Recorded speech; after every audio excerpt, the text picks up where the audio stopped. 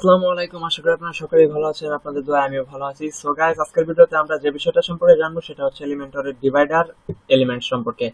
এই divider element সম্পর্কে জানার জন্য আমরা সিম্পলি জাস্ট হচ্ছে আমাদের যে এই যে এখানে যে আমরা টেক্সট এডিটরের কাজটা করেছিলাম সেইখানে চলে আসি। সেইখানে আসার পর হচ্ছে যে এই যে ডিভাইডার অপশনটা, এই ডিভাইডার অপশনটা এখান থেকে সিম্পলি জাস্ট হচ্ছে আমরা এখানে ড্রাগ করে এনে এখানে আমরা ছেড়ে দেব।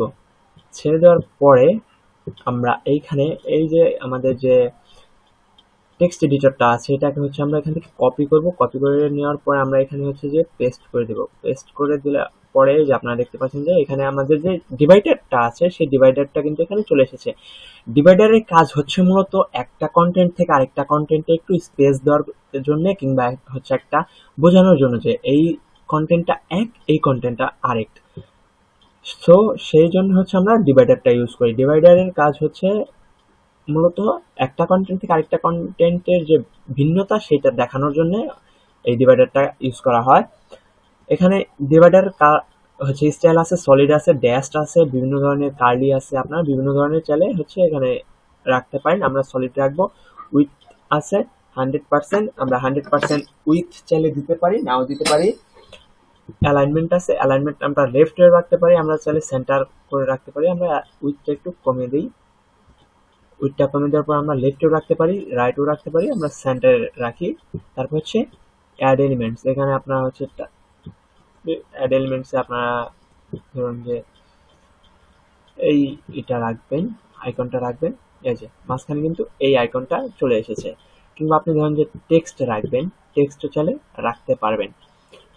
এই যে টেক্সট ডিভাইডার যে দিস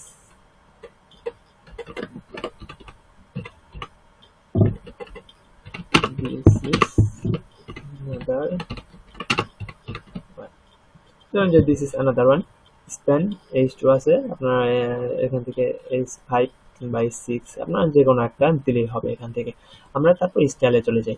স্টাইল যাওয়ার পর হচ্ছে কালার, ডিভাইডারের যে কালারটা আছে সেই কালারটা আপনারা কি দিবেন। আমরা এখান থেকে হচ্ছে গ্রিন কালার করে দিই। ওয়েট, অর্থাৎ এটা ওয়েটটা কতটুকু হবে, কতটুকু মোটা হবে সেই মোটাটুকু আপনারা হচ্ছে এখানে থেকে সিলেক্ট করে দিতে পারেন। আমরা 1 থাকবে। তারপর হচ্ছে গ্যাপটা কতটুকু হবে, 15 পিক্সেল হবে, 10 পিক্সেল হবে, 2 পিক্সেল হবে, কতটুকু গ্যাপ আপনারা এখান থেকে রাখতে চাচ্ছেন সেইটা হচ্ছে আপনারা এখান থেকে সিলেক্ট করে দিবেন। আমরা সিম্পলি জাস্ট এখান থেকে হচ্ছে আমরা 20 পিক্সেল দিয়ে দিব। তারপর হচ্ছে টেক্সট, আমরা যে টেক্সটটা ইউজ করছি সেই টেক্সটের কালারটা কি হবে, টেক্সটের কালারটা আমরা এখান থেকে সিম্পলি জাস্ট হচ্ছে রেড কালার করে দিব। রেড কালার দিলে ডিজাইনটা দেখতে আমাদের জন্য সুন্দর হবে। টাইপোগ্রাফিতে চলে যাই। টাইপোগ্রাফিতে অবশ্যই আমরা এখানে হচ্ছে পপিং ফন্টটা ইউজ করবো, কারণ পপিং ফন্ট দিয়ে আমরা হচ্ছে আমাদের পুরো ওয়েবসাইট না, আমাদের এলিমেন্টরি যে আমরা কাজটা শিখছি আমরা এই ফন্টটা ইউজ করছি, কারণ এই ফন্টটা সব জায়গায় ইউজ করা হয় বর্তমানে। আপনার পজিশনটা করে দিবেন।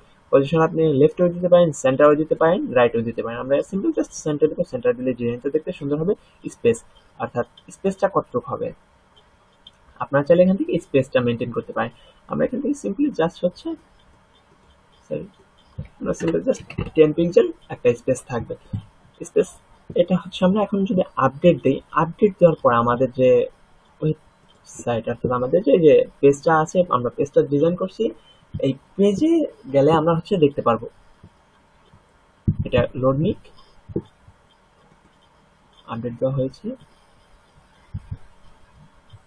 এই যে লোড নেওয়ার পর এই যে কিন্তু আপনারা দেখতে পাচ্ছেন যে এই যে এখানে কিন্তু একটা সুন্দর, অনেক সুন্দর একটা ডিজাইন এখানে চলে এসেছে।